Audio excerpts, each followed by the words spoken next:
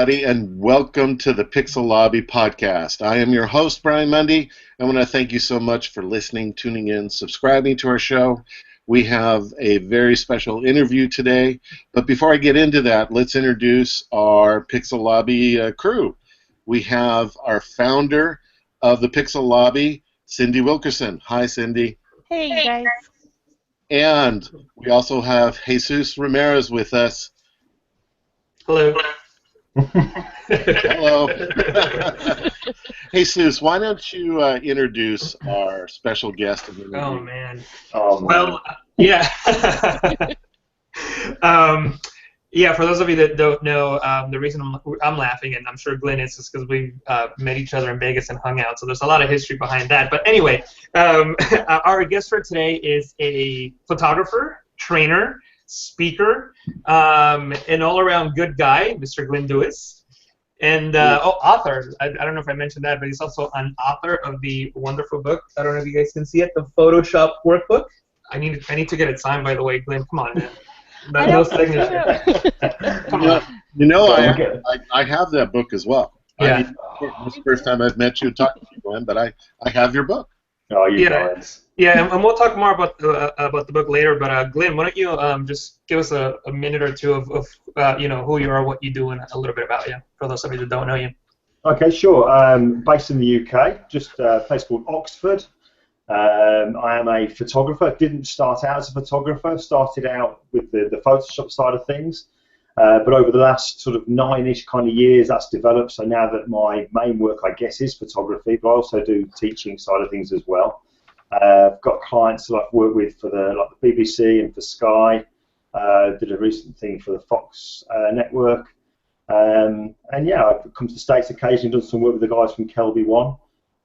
But yeah, this is what I do. Never ever intended it to be. It just kind of happened by fluke. But yeah, this is what I do, and I'm loving it. How was it a fluke? How did you get into it to begin with? It was. Well, the long story short is that basically my Uncle Dave, he was the guy in the family. I think every family's got an Uncle Dave, the guy who's got the camera. And every house party you go to, every gathering you go to, he's there shoving the camera in everyone's face. That's Cindy. And everyone was kind of like, oh no, Uncle Dave's got his camera out. And over the years, he was always the family photographer, but he knew that I was always a bit of a geek, and I always liked computers and stuff. And I remember the one time my Uncle Dave was visiting my mom's house. I happened to go there.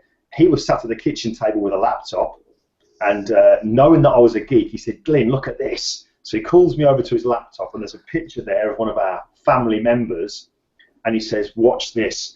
And he went, click. And he said, I can get rid of red eye. And I was like, that is amazing. So obviously he showed me Photoshop. And my kind of personality is that when I see something that I'm interested in, I can't just dabble, I have to really go for it. And got myself a copy of Photoshop, as you could back then, and kind of just took off. I kind of, I just got hooked, and then I just started doing. I went to America because I read online that if you want to learn it, you've got to come to America. So I came to America, and then came back and I started working my own pictures. Then people were giving me their pictures to work on, and it just developed from there. So, like I say, literally by fluke. I wanted to be a stuntman, and I wanted to be anything but a photographer. I'd never been interested in it before, but Photoshop kind of like took me down that path, you know. I wondered, do you I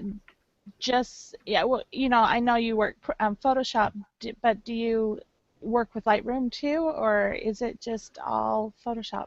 Yeah, I do use Lightroom. Certainly over the last maybe 18 months, 2 years, as it's developed that much more with the adjustment brush. I'm finding there are things I can do in Lightroom now that would have taken quite a few steps in Photoshop. So yeah, I'm definitely doing that. However, and I don't think I'm out of order to say it, there are a few niggly little things in Lightroom from a photographer's side of view, not the retouching side of it, that can be a little bit frustrating. And I'm probably talking mainly about tethering and stuff. So I do dabble quite a bit in Capture One as well. I find that to be, very, very good. But yeah, I do like Lightroom. I do like it. I used to use it as an expensive catalogue, really. That's all I ever used to use it for. And then I had somebody who works for Adobe over here heard me say that once and gave me a clip around the ear hole and kind of showed me that there is more you can do in there. You know that, don't you? It's not just Photoshop. So, but yeah, I like it. How dare you? Not just Photoshop. Swearing already so soon. I was just going to mention, how many interviews have we done on this show with people who just stumbled into what they're doing, and they're doing such a wonderful and amazing job. It's really ticking me off. Well, and you look amongst us too, that are doing it. All of us, we all kind of, well, except for you, huh, Brian? Just me then, maybe. Okay. So the best way is just to stumble into it. I tell him. Brian, yeah, I'm like, I was just doing it as I was just playing. That's all I was playing. And the only reason I started doing it as a business was because other people were giving me stuff to do, and I was taking money for it. I was worried that one day somebody would tell on me, so I could register it as a business, and it kind of went from there. Otherwise, I'd still be, taking a backhander and stuff to it. So, I'm not trying to make this embarrassing or anything, but you were also a bodybuilder growing up, correct? A bodybuilder? Yes. And I've seen some pictures. And did you compete? Were you a competitor? Yeah, I competed. My last competition was around about 9 years ago. Okay. So I started when I was 16. So I did a lot of junior competitions, did some adult competitions as well, and got into magazines. I was in Flex magazine and Muscle and Fitness magazine and stuff like that. Yeah, and the reason I bring that up is because obviously to be at that level, you got to have a lot of discipline. You got to work really hard. And I've noticed that that's something that you also do on the photography, Photoshop training side. Is there some relationship between that you have the mentality of working hard, training hard, and all that stuff? I guess so, mate. It's I think it's just a personality trait that I've got, is that when I do something, I have to go 100% at it.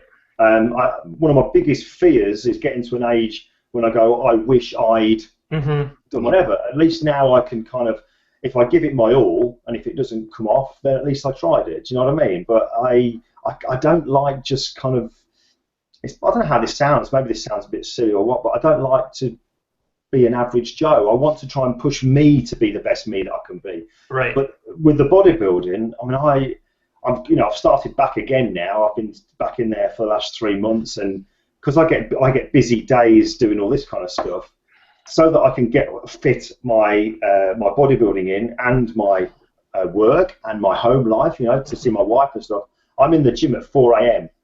and I'll do an hour and a half in the gym at 4 a.m. I finish and shower about 5:30, come back, and then crack on with the day. Right. So I just got to, mentality is got to do it, got to get it done. Well, I started working out again about 2 weeks ago, so I don't want to look bad when I see you at Photoshop World, because you made me look bad last year. So. Do you know what? It's funny you should say that. Obviously you know Dave. Yeah. My mate Dave Clayton, Brian and Cindy. I don't know if you've seen. You might have seen pictures of Dave. I don't know, but Dave's he's in the book too. If you look through the book, he's in the book. Yeah. But Dave was saying to me, because we're coming out to the States in July, and he knows that I'm back in training again. He's really worried now. He says, I do not want to be stood next to you and look like a before and after. I'm going to have to get back in the gym and do something. Well, I'll tell you what got me back into the gym. Even though you posted this picture maybe, I don't know, a month ago or even longer, you said you were, I don't know if it was a selfie, but you were at the gym and you said something like, no excuses, working out 5 a.m., 4 a.m., whatever it was. And I was like, oh, Christ, I'm going to see this guy in July. I better start, doing some push-ups or something. I'm this is just really into not the fair. body enlarging business myself. Yeah, but Brian, it's all paid for. That's all that matters. It's all paid for. Well, see, I was just excited about one day being able to meet both of you guys in person, and now I'm sitting here thinking, crap, I've got to really start working that elliptical. Hey, I have 5 kids. Wow, good on you. No, that's really great, because as Sue said, you really do have to be disciplined in all of those. So that's really great. I'm gonna go let Jesus ask the questions though. So I don't know if you can talk about this now or not, Glenn, but you're working on a new book. Is that something you can talk about? Yeah, I guess maybe. If you can't, that's cool. We can talk about the old book that people could buy today. pixeLobby exclusive here. Yeah. Um, Well, how about this? Why don't we talk about the old book first, and then if we have time, let's talk do about that. Yeah. Let's talk. That's very easy to talk about. Yeah. So the Photoshop workbook, it's been out for a little over a year, or has it been a year? It was year January. So 14 months. Yeah. Yeah, and correct me if I'm wrong. This started, and you can expand on this. You started, at least some of the images on this book are part of your personal project of the animals, right? They were in a zoo, and then you sort of composite them into their environments. Yes, yeah. That was, I mean, the book is, there's a few commissioned jobs that I had in there. There's one where the guy had to be kind of blurred out on his face because they wouldn't give us permission to show him. And he's the guy that's on a TV program in the UK here. But yeah, the Animals Project, that was one that was really, do you know what, I'll try and how can I explain this? With the Animals Project, I'm a huge animal lover anyway. I love animals, always have done. And if I wasn't doing this, in my next life, I want to be a vet, something like that. But with the animals thing, I've never done a safari. And it's definitely high on my bucket list. So I thought, well, the next best thing I can do is maybe do this kind of stuff. So me doing these pictures was a way for me to do something completely different, but it was also, I enjoy it because I'm enjoying doing it. Do you know what I mean? I think sometimes in this whole business, we can get so bogged down with, I must try this, I must do that, and learning, and there's all these new gadgets, and you get so stressed about it. I always say to people, just do what you enjoy doing, and I love animals, so for me, the combination of gadgets, which is Photoshop, computers, and animals, was a marriage made in heaven. So for working on those pictures, I love it, and it kind of feels good because it makes me feel like I am setting them free, and that sounds really weird. But, go ahead, sorry. No, I was just saying, because obviously they're in a zoo or they're in a wildlife park, by me creating a scene that kind of maybe looks like where they would be, it feels good. Do you know what I mean? And I'm really, really enjoying doing it. And I'm learning a lot doing it as well. So how did you... Go ahead, Cindy. I was just curious on how did you go from doing that to writing a book? Because, I mean, not everybody says, okay, I'm going to write a book. It's not that easy, and yours is it's technical, but it's very well laid out and everything. You really did well. Did you have someone holding your hand through that, or did you just jump in? Yes, Cindy, it's a good question. I mean, I kind of, from day one, I kind of thought one day I'd like to have a book. But my kind of personality is that I never felt ready. I always felt like, no, next year I'll be better, and then I'll be ready to do a book. But it just so happened that we were, Dave and myself were over in the States. I think it was Washington. I was teaching at Photoshop World in Washington, and there was two guys there who were from Peach Pit, and they've become friends with us. And at one point, when we were there, he just kind of said to me, look, if ever you have an idea for a book, I'd just like to sit down with you, let's just talk it through and just see if there's a chance. So rather than me kind of winging it and trying to say, well, I thought about doing this, that, and the other, I prepared a pitch, like I was going on Dragon's Den or something like that. So we went for lunch in this sports bar, and I stood up and I did a presentation for them there in the sports bar, and it was actually for a different book, a completely different book. And then Scott, the guy from Peach Pit at the time, he said to me, I love the idea. I really like that book, and yes, I think we'd have that. He said, but if you turned around to me and said you'd like to do a book on how to take pictures from start to finish and techniques and kind of maybe advanced type of stuff in Photoshop, he said, I'd tear your arm off. And I said, so what are you saying then? He said, do a book like that, will you please? And that's how it happened. So yeah, again, fluke really. For those that haven't seen the book, and it's really quite amazing to watch it, and I love videos. I'm a video person, and I also love books. And I've watched of course, I watch Jesus's and your Oh, and Glyn Dewis's videos all the time, and you know, you have these amazing guys who know what they are doing here, and you guys put things out in such a way that it's really easy to follow and stuff, but I found myself distracted by the accent. Sorry, and I kept having to rewind and wait, and then I'd hear your accent again, and I was lost. And so once I saw the book, I'm like, I've got to try the book because I'm just not getting past the accent. And so That's because women just love the British accent. Yeah, they do. Yeah. You know, both the accents, both of you guys, I get lost. So I'm waiting for Jesus's book coming out next. Me too. But I got the book and I was really nervous because some of them are quite wordy, and I found that yours was just like watching the video. It was very well done. It was almost like you took your videos all and put it down and everything, you know, diagrammed images and everything, very easy to follow, people. So if you get a chance, please go run out and check out his book. Can I let you into a secret? Yes. Okay, because this is between us, right? This is all between us. just the four of us. Just the four of us. When I was writing the book, I wrote the first chapter, and you know, you start writing the second one. You send it in, and then it goes down. I apologise if you know this, but it goes down like a chain. Mm-hmm. So that, you know, you get a number of people. The first proofreader will look at it, they'll make corrections and send it back to you, and so on and so forth. And what I was finding was when I was writing it, I tend to write how I talk, almost including all the ums and ahs and ers. You know, I'm almost like that. So when I'd send it over, when it came back from the proofreader, there was lots of changes, almost unidentifiable, I guess, as being me. It was all very kind of like, do this, do this, do this. And the kind of the way I say things was different. So what I did was I then changed what they changed back to me, and then sent it further down the chain, so it never went back to that person. So I kind of like was a bit sneaky.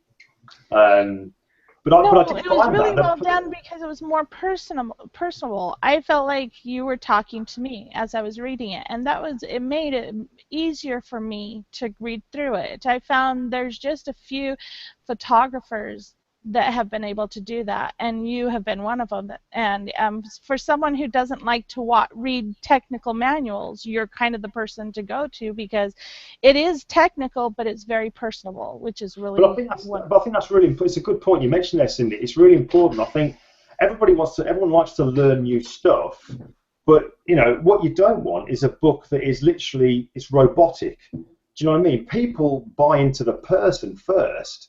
Mm-hmm. They like you because, you know, we could get half a dozen people writing exactly the same book, but you'll find that certain people would buy it because that person wrote it, because they like the way that they explain things or whatever. Do you know what I mean? So I think getting the personality over is very, very important. And I don't think it's necessarily the author's fault sometimes having experienced it now, when it comes to releasing a book, that a book can be very heavy going and very, very methodical. And I think sometimes that can be the publisher, not everyone. There are ones that are more kind of clued into the fact that people do like to buy into the person. But some publishers that get really, really big, they do like to have a set format. So you do have to kind of force your way to say, no, this is how it needs to be. I know for a fact that Scott Kelby, because obviously things have happened with Peach Pit over the last few weeks, I don't know if you've heard, but there's been a few big changes with Peach Pit. But Scott Kelby had a contract that they couldn't change the way he wrote because people related to how Scott wrote, and it's jokey and funny and made it humorous, and that was part of it. They had to let him write that way. Well, he was the other one I really had in mind, and so you could really feel his personality, but yours is definitely yours. You write as you speak, and anybody who's written a book too, and you get that book back over and over to the point where you're like, if I see my own book, you know, again, and I remember when I wrote mine, I didn't want to see it, and I actually did not even look at my book after it was published until a year later. And then I was like, okay, I can look at it again and stuff. But it's really nerve-wracking, isn't it? oh my goodness! But it's your heart is in it, because and Yeah. your time, you invest a lot of time and and your personality. So if you really want to get to know Glyn, just pick up his book, because really, it's awesome. Thank you, Cindy. Thank you very much. There it is. The Photoshop workbook. I was looking around for my copy. My daughter took it. She has it. It's on eBay, isn't it? Come on, Brian, be honest. It's on eBay. Yeah. It's in the recycling bin outside. So he'll get more for his, Jesus, because I haven't signed his.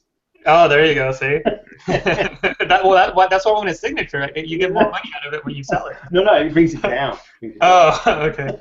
So you are putting out a part 2, or is this going to be a completely different book? There will be a part 2 of that book, but the new book is complete. Well, I would say completely different. Obviously, it's got Photoshop in it, but it's more. There's more photography stuff, the kind of work that I do, behind the scenes stuff. That's going to be in this next book, because since that book was released, the one, the first book I ever did, I made a conscious effort since then to be showing more of my photography on my website, because I found that I was getting kind of only seen as being the person who did Photoshop. And for me, it was important that I thought, my bread and butter is photography, so I needed to push that more, which is why my blog's certainly been showing much more behind the scenes stuff with the photography. Yeah, I noticed that the last, 5-6 videos have been heavily focused on the photography side. There's still some Photoshop in there, but you're definitely showing a lot more of the photography, which is good for people, because they get to see your process and not only how you take the photos, but then what you do with them afterwards. So that's right, mate. Yeah, definitely. Now that we're talking a little bit about the YouTube channel, how did that come about? How did you start that? Do you know what?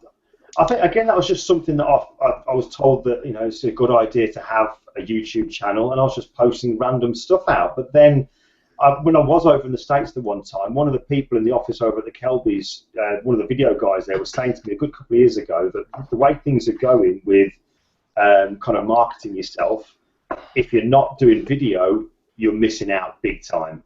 So it's a case of, right, I need to step up my game and start putting some videos out. But I enjoy doing them, as well as you know, mate. It's hard work. It's great from doing them, but it's hard work. People don't realize how much time goes into each 10-minute video. Oh, yeah. Yeah, that's right. Yeah, that's right. But it is. It's been a great. I found it's a great marketing tool. I used to find before that people would always say that they found me because of my blog and stuff like that. But I tell you, most times now when I meet people, it's I look at your YouTube channel. Very rarely does my blog get mentioned. Right. It's mainly the YouTube, so... Yeah, I mean, YouTube, after all, is to... I'm sorry, what was that? I have to check my stats, see, make sure some people are reading my blog. I'm not writing it for nobody. Well, no, I'm sure people come over to the blog after they watch the YouTube channel. Yeah. I hope so. I'm going to check, though, just in case. And also, congratulations! Not too long ago, you got the plaque from YouTube. You surpassed the 100,000 subscribers. Yeah, I'm back at you, mate. You're going. Yeah. I'm just swallowing your dust at the moment, mate. You're flying away. Oh, please. You're the only reason I have more is because you're speaking all over the world. You're writing books. You're doing all this crazy stuff. I only have one thing to focus on. At the moment. At the moment. You wait. Yeah. By the way, we this is. I know you might have said it jokingly, but I'm serious. Once we get the 1 million subscriber plaque, we're gonna go party. We already said that. Right. Absolutely. Yeah. Yeah, because YouTube sends you a plaque every time you cross 100,000 subscribers, 1 million, and 10 million. Wow, is that it, right? Yeah, those are the three that you get. So they do one for 200? I'm sorry? What? I thought there was one for 250, is there something like that? Or I don't know. No, I think it's just those three, 100,000, 1 million, and 10 million. Oh, my God. Yeah. I don't know. I just wrote to Jesus and I said, "Listen, Jesus, are you going to still be friends with us after? Oh yeah. After you're famous." And I said, "What are you talking about? I'm already famous." I know. Oh, dear. Yeah, feel like such a nobody. Oh, I'm so no. famous and my own co-host doesn't even know my name. On one of the podcasts here, Glenn, Brian introduced me as Jose Rodriguez, or what was it? We had to go there, right? We Yeah. really had to do A guy that I met at Adobe Max, we hung out, I drove him around, we've talked online hundreds of times, and yet, yeah. You soon find out who your friends are, mate, don't you? Hey? Yeah, exactly, right. You need to ask Jesus what he was wearing at his first podcast with us, too, after the show. The question is not what I was wearing, Okay. it's what I wasn't wearing. what he wasn't wearing. Right. Are we talking below the desk line? Yeah. Glenn, He did not Glenn, stand up. the truth is that I am absolutely horrendous with names. I can pick out a face. I can see somebody I haven't seen in 15, 20 years, and I can look at him and go, I know that person. I've met him, because I'm very visual. But I forget my kids' names. Right. It's not me need to explain this to. It's Jesus. Look at the guy. It's just you've cooked him.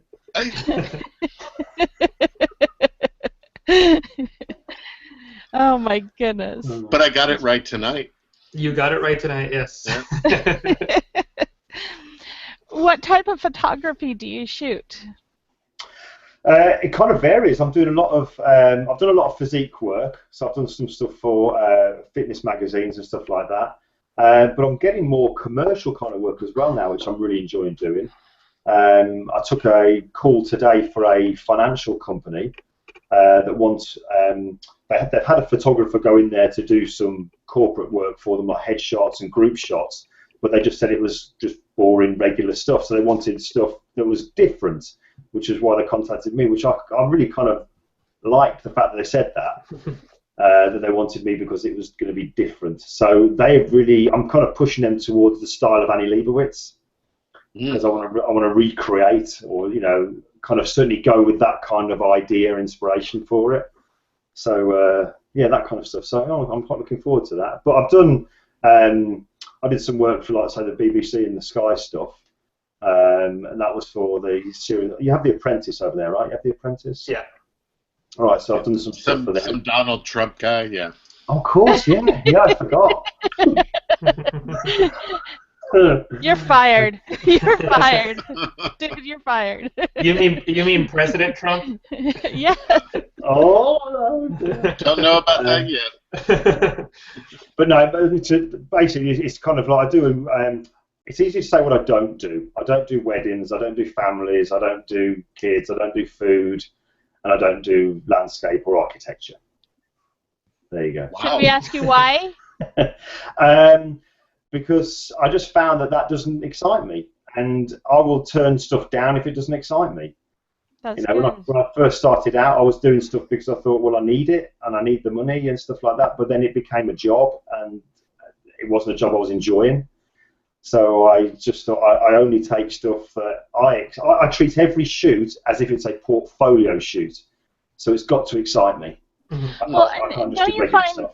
Don't you find that's important when taking a job? I mean, you need to be picky about what you take. It really sets you apart and helps you develop who you are. Totally, yeah, I'm totally with you on that. But certainly when I was starting out, you took everything.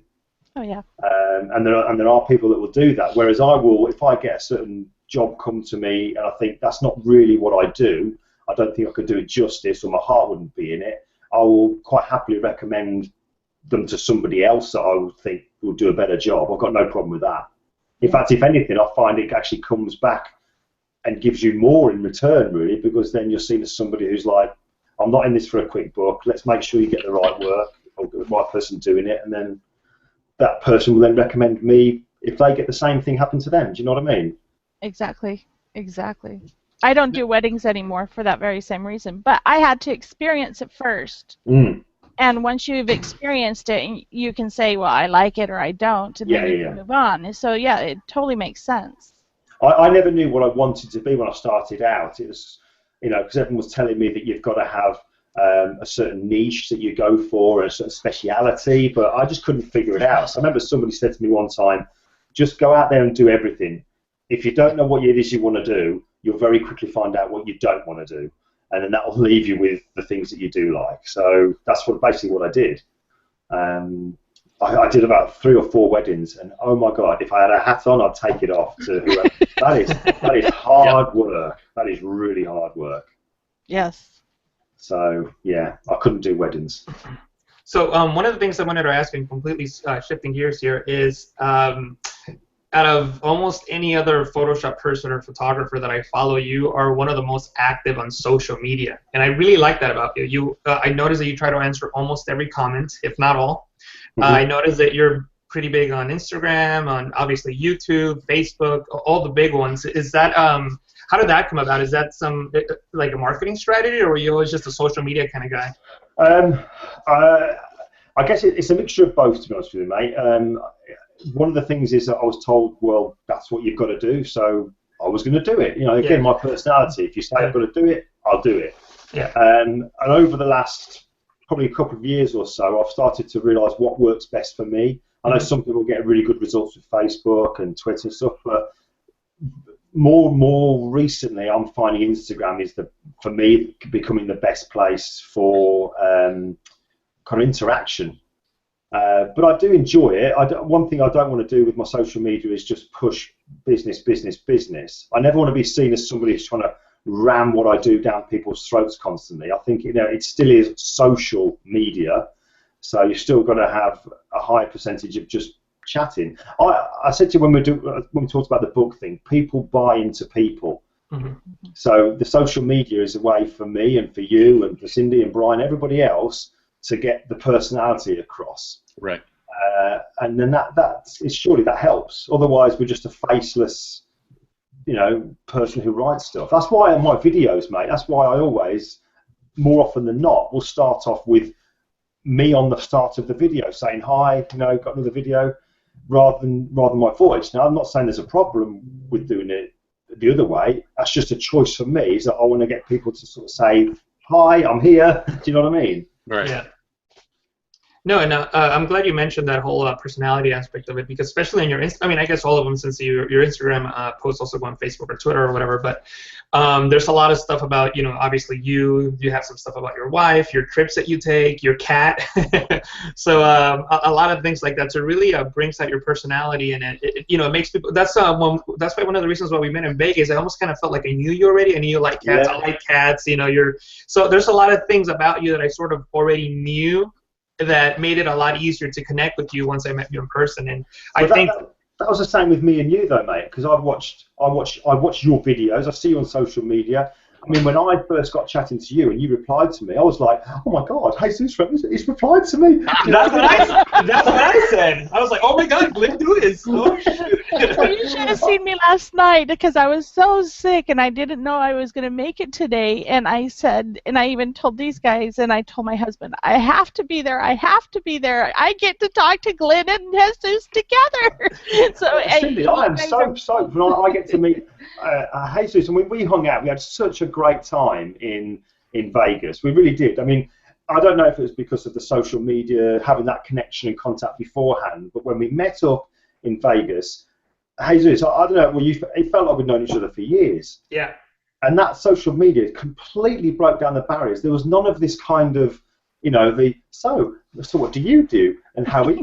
And we kind of just like knew each other, and it's brilliant. And we've become really good mates, and I cannot wait to hang out again. And that's what it's like, you know, with people that you get to meet like that. But certain people you connect really well with, and Jesus and everybody else that we hung around with in Vegas, it was just the best time. It's just, I love that about this whole industry, this business, the people that I've got to meet because of it. It sounds really corny, but it is totally genuine. I've got some of the best friends since through this. I really have.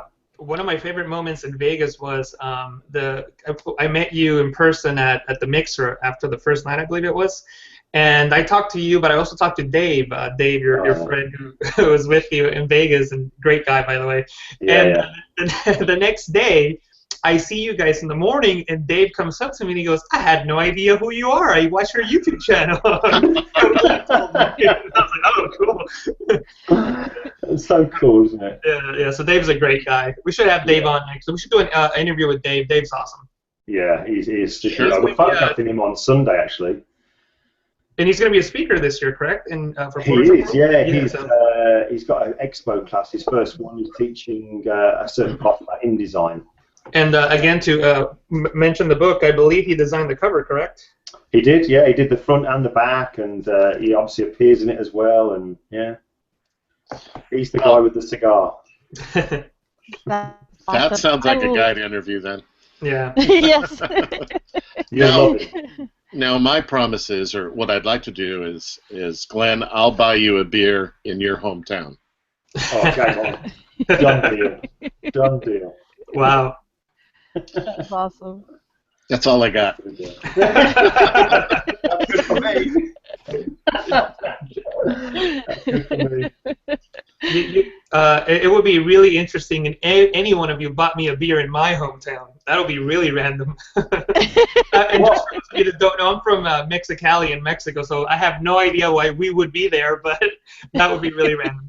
Yeah, but where are you living now? You're in San Francisco? Yeah, I live about maybe 15 minutes away. It's a town called Alameda.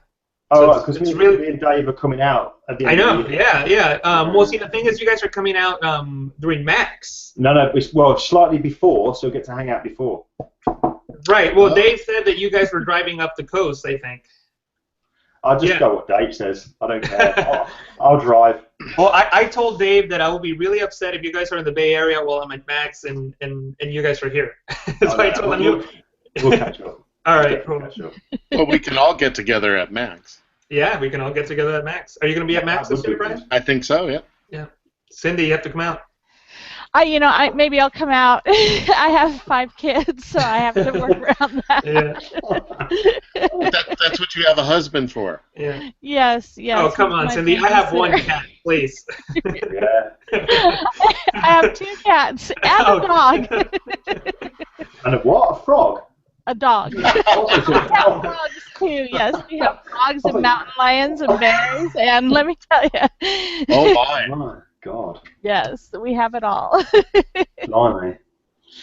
Yeah. Mm. So, besides the books, do you have any other goals that you're working on that you might be able to share with us, or any things in the works, or is it just working on books? I mean, books is a lot, as is. That's a lot to deal with. And to be honest with you, there's the new book, which is obviously there, but that's kind of like an extra little thing on the side. But because I've made that change since last January with the photography side of it, my goals are to continue pushing now with the photography side of it. I've reduced the amount of teaching that I'm doing, actually doing workshops and stuff like that. I think I did maybe 2 last year, and I think I'm going to do maybe 1 or 2 this year, and that'll be it, and it'll be for maybe 6 people each, so that kind of thing. But I'm really, really focused on pushing the photography side of it and gaining more traction with bigger clients. That's my real focus this year. So to get some high-profile names in the portfolio. So, what type of clients would that be? Well, there's one guy in particular which I was due to be photographing in December last year, but it's kind of been put back now. But there's a guy he's called, over in the UK, he's called the Super Vet. If you Google him, there's a guy called Noel Fitzpatrick, and this is the most incredible guy. He's got a TV program, and what he has done for animal rehabilitation and creating this special kind of prosthetics that actually grow into the bone, and it's just amazing what this guy does. The series that he's had on TV is just incredible. Mm-hmm. So he is one of my #1 people to get to photograph this year. So yeah, that's what I'm really, really pushing that this year, and I'm constantly learning, because I only feel as good as my last picture. So I want to be doing, I don't want to be doing the same quality of stuff in 12 months' time as what I am now. I've got to just keep pushing. Mm-hmm. When someone is just starting out and they come to you and they would like advice, what would you give them as far as a bit of advice to getting kick-started, if you will? Well, first of all, to slow down. One of the best pieces of advice I was ever given was to slow down and not to run before you can walk. You know what I mean? It's just because I think if I ever heard them utter the words about wanting to start up in business, I'd tell them just to forget that for now. Because I made a lot of mistakes. In a way, I'm glad I made them when I first started out. But when I first started out, because I got involved in the business side of it very soon, I didn't know what I was. I didn't know what my style was. I didn't know what I wanted to photograph. I was still really learning the basics, but I had a business. So I would just tell people, just forget business, forget trying to buy all this different kit. Just have your camera, kit lens, and just get out and have fun. And if you want to play with Photoshop, just play with Photoshop and just open menus and, you know, take things to 100, take them to 0, just play, but do a little bit every day if you can. There's no excuse. What am I saying? There's no excuse. A little bit every day. Every day. Exactly. I would like to a piece of advice I got from a great photographer. I think his name is Glyn Dewis. He once said, "You gotta." I think you told me this either at Vegas or one of our chats, but you mentioned the power of doing series like projects. Projects, right? Yeah. So can you expand on that a little bit? Yeah, it's.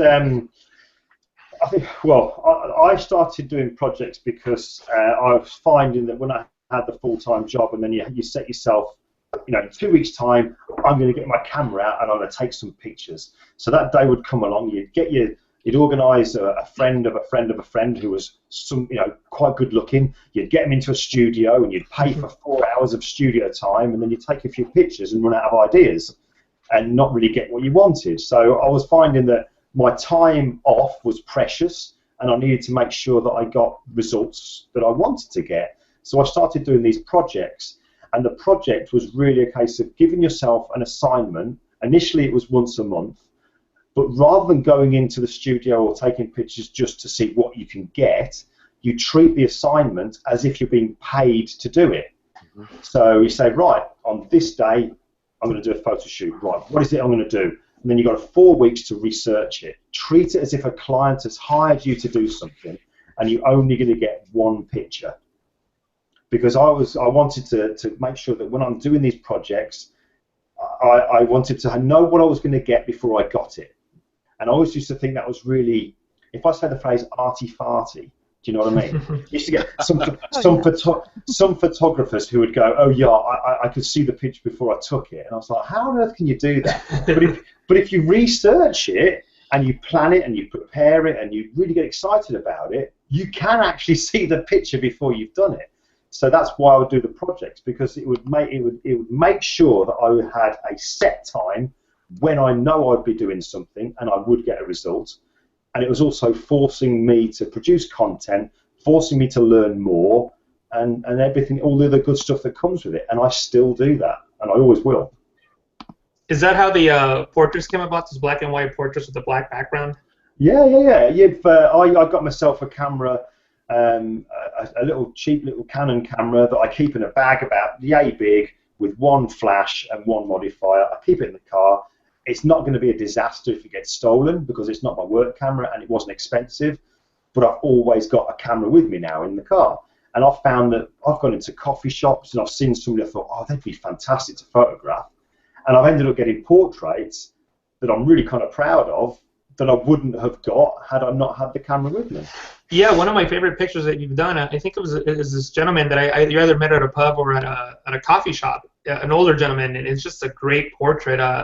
I saw it, I think it was on your Instagram account, and you also have some videos on KLB1 explaining the process of how to photograph with the black background. I don't know if it's the same camera, but I think you did it with a boxer in the video, or That's a fighter. Yeah. So yeah, if you're interested on how that stuff works, then you can check out Glyn's work at KLB1.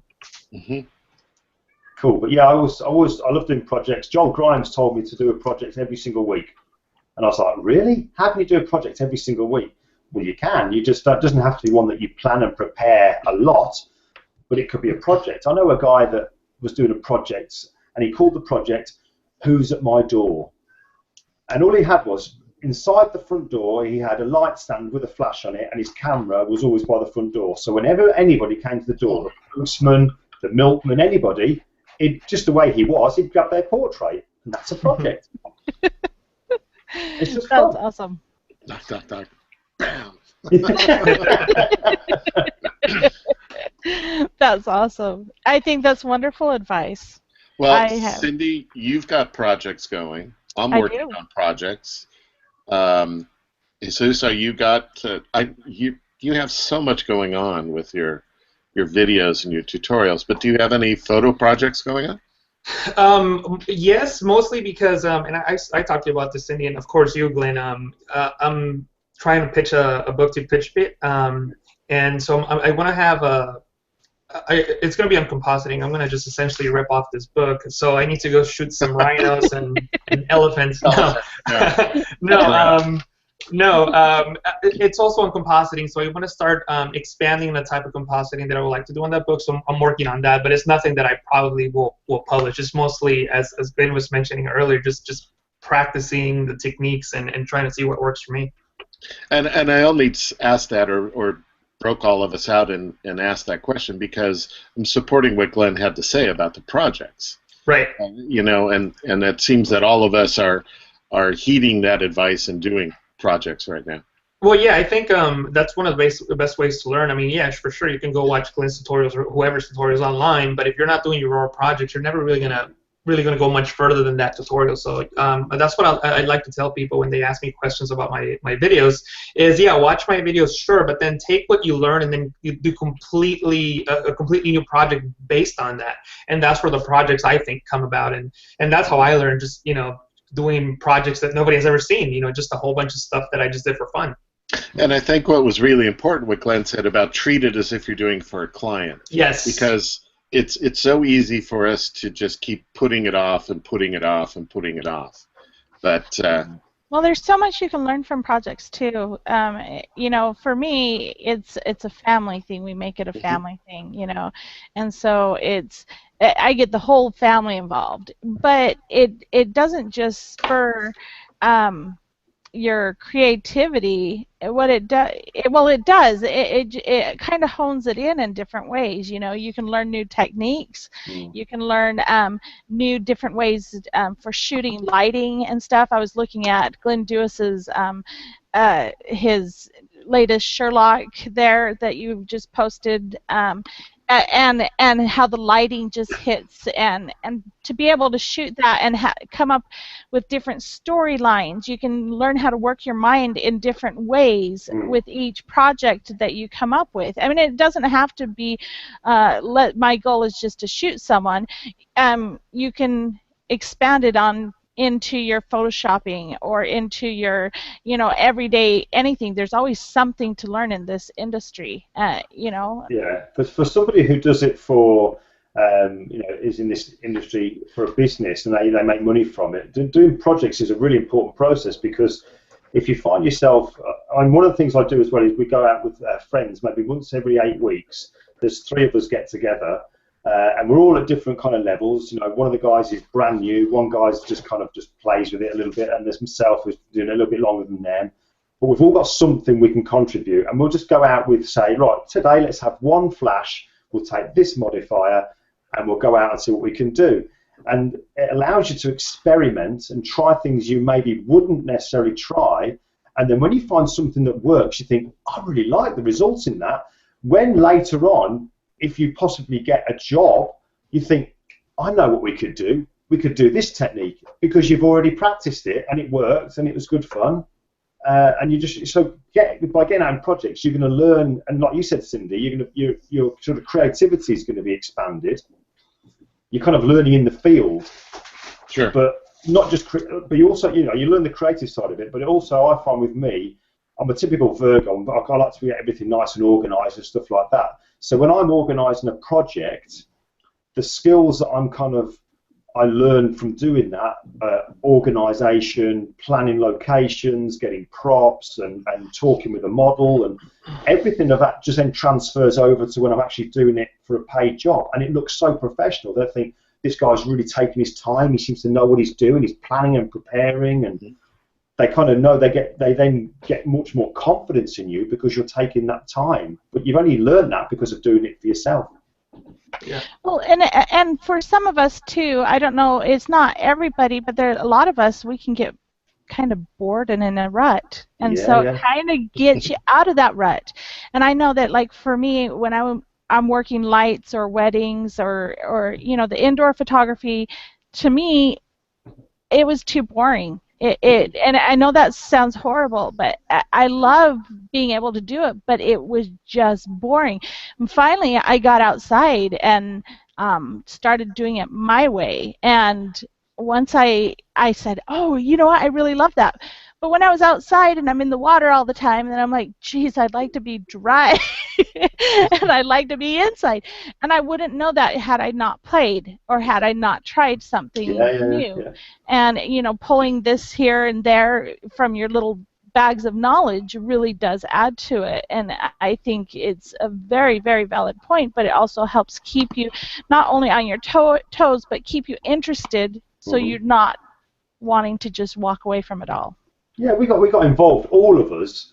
We all got involved in photography and Photoshop because we enjoy it, it's fun, and it's escapism, and it's just great. But, we all experience it where it can become, like you said there, it can become very kind of serious. It can become maybe boring if you're doing only what clients want you to do. So we have to do something to bring back that excitement, and that's where projects come in. Do something that's completely just for yourself, that really floats your boat and you enjoy doing it, and then just get your teeth into it. But the only thing about projects as well, and this is the advice that Joel Grimes gave me, was don't put all that effort into a project and do one picture. You might do one picture on that particular shoot, but if it's going to be a project, make it a series. So create 20 pictures in that series. So then you've got that, you've then completely nailed that particular kind of look, so that in the future when you're asked to do that kind of thing, you can just do it like that because you did a series of 20 pictures, second nature, it's easy. That's awesome. I agree. 100%. Amen. I completely disagree. You would. It's in your nature. Yeah. So, do you guys, when you get together, do you guys shoot together ever? Like, I know you guys get, or you just, you and Jesus and Glyn. Well, I've only seen him in Vegas, and Glyn was pretty busy. He was a superstar. His picture was all over the place. If you guys go into my Facebook, you'll see selfies with me and pictures of Glyn. I think you might have taken those pictures, Glyn. Were they the ones where you blackened the teeth out and you drew hair on my head? Well, that wasn't me, but I did take a picture with that with that picture. But yeah, no, Glyn was really busy. That I think you did 4 sessions, Glyn? 3 for Kelby and 1 extra one. I think so. Yeah, something like that. So you're pretty busy, but yeah, we hung out at afterwards at all the after parties. Sounds to me like a bromance. Oh yeah. That crush. Yeah. So when's the next conferences that you guys are doing, or public speaking, teaching? What's on the books? Well, I've got stuff in the UK. There's the photography show, which is in March, and that's the biggest event that they've got in the UK now. It's kind of taken over from an event that used to be called Focus. So I think we have over a 3-day event. There's something like 40,000 people will go through the door. So it's a big event, certainly for the UK. And then I've just done an event in London called the SWPP. And then July we're over in the States. So do you keep all of this, like a calendar of what you're doing on your website, so that people can go and kind of, whoever wants to follow you can go and listen to you if they want? Yes, yeah, I've got a diary page on there, so I keep, if I do camera club talks, because I like to do that as well, go out and do little talks to camera clubs. But yeah, I tend to put those on. I think I've got to put the photography show on my one there. Now tell everybody your website. It's really, really difficult. GlynDewis.com. So I think the creative side of me there. Now, camera clubs I seem to think they're a much bigger thing in the UK than they are in the States. I ran across in Nottingham just 10 different camera clubs meeting there. Yeah. It's Brian. It's a totally different world I didn't even know existed. I'd only been doing them for a couple of years, but I never realised that almost every night of the week there's groups of people getting together in village halls or church halls and whatever, and they're all talking about photography. I never knew that happened, but my God, it is a big thing over here. It really is. Yeah. You know, I think it's big here too, but I think there's certain niches, and I know here in Washington there's tons of camera walks and Well, that's what I was different going to things. say. It depends on where you live too. Like I would say here in the U.S. Yeah. I would love to go to the UK just to go to the UK. And of course I'd have my camera. I haven't. My husband has. Like I said, you know, I got married and we had children, and I had a hobby that turned into everybody saying, please take my picture. I'm like, I have a family, people. And this hobby grew and grew, and so it's been fun. But yeah, that's one of my bucket lists, to get over to the UK and with my camera. Cool. Well, we can tell you some places to go and lots of nice places, not just London. There's much more places than London. Oh, I actually agree, Brian, definitely. Yep, absolutely. Jesus, do you have any questions left? It's something that we need to make sure we bring out about Glyn? No, but maybe, Glyn, is there anything that we left out? Anything that you want to let people know that we might have missed? No, I don't know, to be honest with you. We've covered quite a lot. It was good that you brought up the projects thing, Jesus, because that is something that I do tend to preach a lot about, because I think it is massively important. Yeah, oh no, go ahead. Sorry. No, I just said that was all. Yeah, no, I was gonna say thank you for you brought it up to me. I think it was when we were at Starbucks at Photoshop World. We were talking about projects, and it stuck in my head. I've been trying to do that on sort of like when I'm not working with the Photoshop training stuff. Yeah. So I've been, that's a really good piece of advice, and it really stuck out. And every time I see your picture on my feed when you post something online, I'm like, I gotta work on my personal project. I gotta work on my series. Because it's really, really important. It's something that people don't think about. So yeah, first of all, thank you for telling me, and thank you for for expanding on it today. I mean, if you think you do, one project a month, if that's what you're going to do, and that's, if you do one nice big project a month where you're going to put all the effort into it and you get one picture, you think over the year that's 12 brand new top quality pictures in your portfolio. And when was the last time you did that? Right. You know, 12 really great pictures that you're going to be like, look what I've done in the last 12 months. This whole new portfolio here, and that's just one a month. Yeah. So it's definitely worth it. It's definitely worth it. It's almost like my hallelujah moment. That's one of my hallelujah moments. The things when the light bulb kind of went on, thinking, how can I progress things? Yeah. Projects, absolutely projects. Absolutely. Well, if that's it, I want to thank everybody. I want to thank you, Cindy, our founder here of the pixeLobby. Thank you so much for joining us today.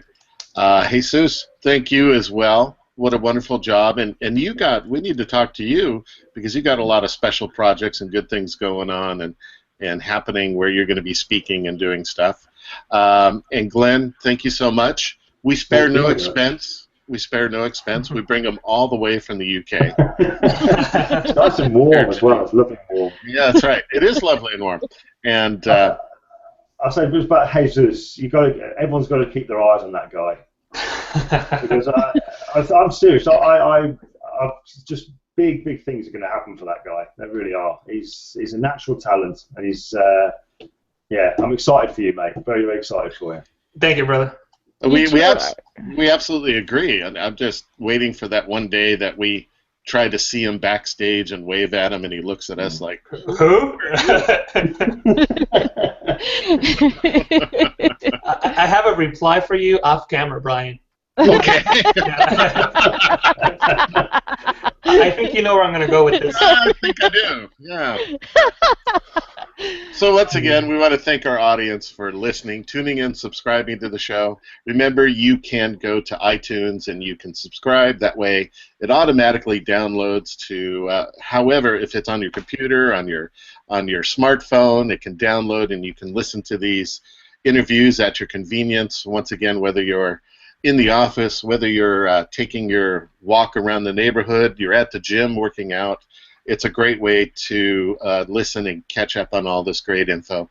And wait, I just want to finish with one thing. Okay. So people listening, go to Glyn Dewis's website, glyndewis.com, and subscribe to his email newsletter. If you want to find out more about his speaking engagements, his tutorials, and all of that, he'll send you an email with all that information. So glyndewis.com and subscribe to his newsletter. Yes, we're going to have that in the show notes, all those links, but absolutely. And I did that just before we signed on. So awesome. Yeah, absolutely. So once again, thank you, everybody, and take a picture. It'll last longer.